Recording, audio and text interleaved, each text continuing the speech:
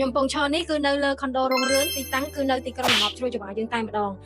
សម្រាប់បងប្អូនដែលគាត់ចង់បានបន្ទប់ដាក់តន់ set up មុនហ្នឹងគឺខ្ញុំ review បន្ទប់ដែលយើង set up ឬក៏កំពុងតែ set up បន្ទប់នេះគឺយើងអត់មាន set up ទេអញ្ចឹងសម្រាប់អ្នកដែលគាត់ចង់រកតម្លៃធូរហើយចង់មានសម្ភារៈខ្លួនឯងចង់ set up ខ្ញុំ recommend បងប្អូនអាចមើលបានកន្លែងនេះគឺជាកន្លែងចក្រានបងប្អូនអាចធ្វើម្ហូបធ្វើអីបានអញ្ចឹងណាមកហើយខ្ញុំណែនាំមួយទៀតកន្លែងនេះគឺបន្ទប់